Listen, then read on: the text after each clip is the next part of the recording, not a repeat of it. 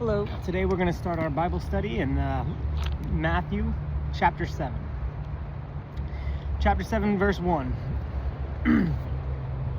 Judge not, that ye be not judged. For with what judgment ye judge, ye shall be judged. And with what measure ye mete, it shall be measured to you again. And why beholdest thou the mote that is in thy brother's eye, but considerest not the beam that is in thine own eye? Or how wilt thou say to thy brother, let me pull out the mote out of thine eye, and behold, a beam is in thine own eye? Thou hypocrite, first cast out the beam out of thine own eye, and then shalt thou see clearly to cast out the mote out of thy brother's eye. Give not that which is holy unto the dogs, neither cast ye your pearls before swine, lest they trample them under their feet and turn again and rend you. Ask, and it shall be given you. Seek, and ye shall find. Knock, and it shall be opened unto you. For everyone that asketh receiveth, and he that seeketh findeth. And to him that knocketh it shall be opened. Or what man is there of you, whom if his son ask bread, will he give him a stone? Or if he ask a fish, will he give him a serpent? If ye then, being evil, know how to give good gifts unto your children, how much more shall your Father, which is in heaven, give good things to them that ask him? Therefore, all things whatsoever ye would that men should do to you, do ye even so to them. For this is the law and the prophets. Enter ye in at the strait gate, for wide is the gate, and broad is the way that leadeth to destruction, and many there be which go in thereat. But strait is the gate, and narrow is the way which leadeth unto life, and few there be that find it. Beware of false prophets, which come to you in sheep's clothing, but inwardly they're ravening wolves.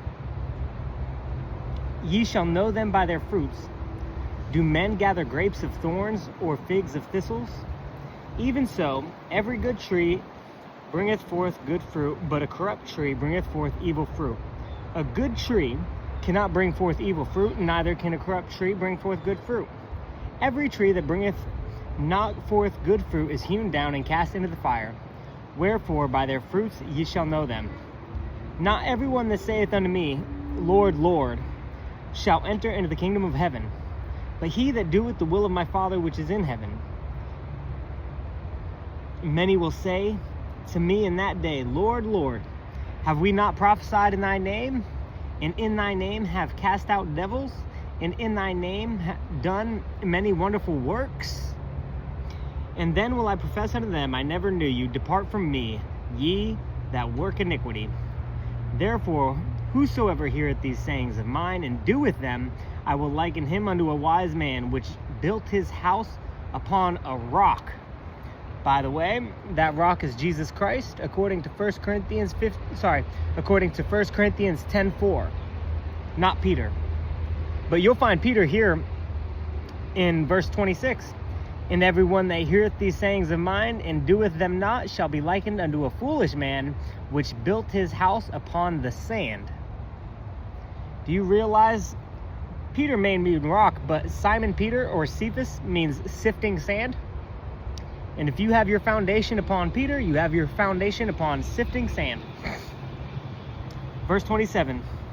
And the rain descended, and the floods came, and the winds blew, and beat upon that house, and it fell.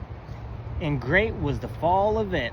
And it came to pass, when Jesus had ended these sayings, the people were astonished at his doctrine. For he taught them as one having authority, like the authorized version.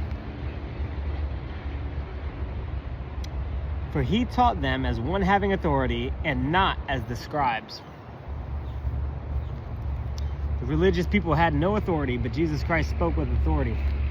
That was chapter 7. And I want to also bring you back to verse 13, where it says, Enter ye in at the strait gate, for wide is the gate, and broad is the way that leadeth to destruction, and many there be which go in thereat. Then verse 14 says, But strait is the gate, and narrow is the way which leadeth unto life, and few there be that find it.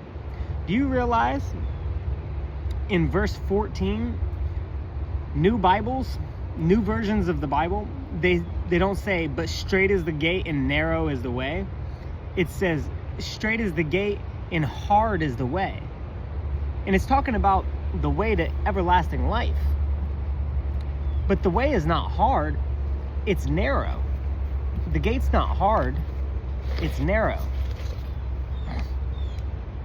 So you got to be careful what, when you use new versions of the Bible, how they change words, because words have meaning and words affect doctrine.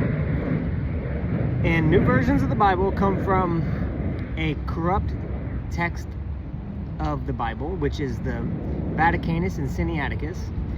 And the King James Bible comes from the Hebrew Masoretic and the Greek Textus Receptus. They're not the same. Things that are different are not the same. And if you want to have authority, you should use the authorized version of the Bible, the King James Bible, because that is the one that has all the authority, because it doesn't take out verses, it doesn't change words, it doesn't change verses, it doesn't have things that take away from the doctrine of the blood, it doesn't take away from the Godhead. New versions take out the word Godhead all 3 times that it shows up. New versions take out 1 John 5:7, which have to do with the Godhead. New versions take out many different things having to do with Jesus Christ. They change the kingdom of heaven to the kingdom of God and vice versa, so you don't understand the differences. They change things like the day of the Lord and the day of Christ, so you won't know the difference of that. So just be careful.